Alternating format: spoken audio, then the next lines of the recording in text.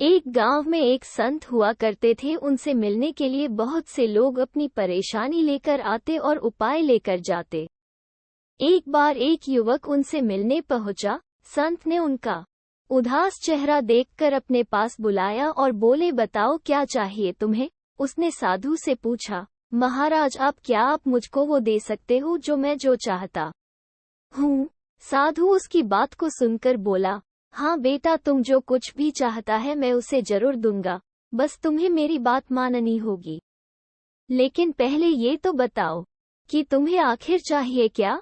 युवक बोला, महाराज मैं एक बेरोजगार हूँ, अभी तक जो काम मैंने किया हर जगह असफलता ही हाथ लगी है, कभी सफल नहीं हो पाया हूँ। मेरी एक ही ख्वाहिश है, मैं हीरों का बहुत बड़ा व्यापारी बनना चाहता हूँ। साधु बोला, कोई बात नहीं, मैं तुम्हें एक हीरा और एक मोती देता हूँ, उससे तुम जितने भी हीरे मोती बनाना चाहोगे बना पाओगे। और ऐसा कहते हुए साधु ने अपना हाथ आदमी की हथेली पर रखते हुए कहा, पुत्र, मैं तुम्हें दुनिया का सबसे अनमोल हीरा दे रहा हूँ। लोग इसे समय कहते हैं। इसे तेजी से अपनी मुट्ठी में पकड़ लो और इसे कभी मत गंवाना। तुम इससे जितने चाहो उतने हीरे बना सकते हो।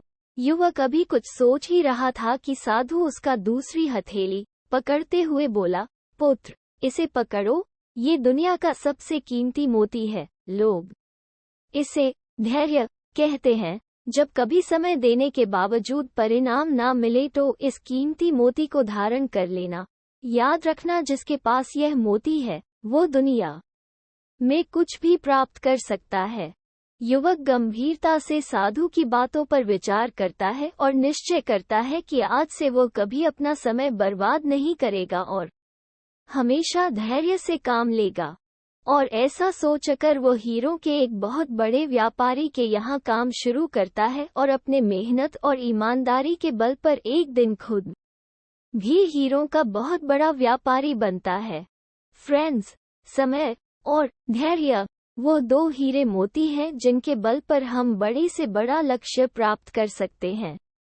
अतः जरूरी है कि हम अपने कीमती समय को बर्बाद ना करें और अपनी मंजिल तक पहुंचने के लिए धैर्य से काम लें।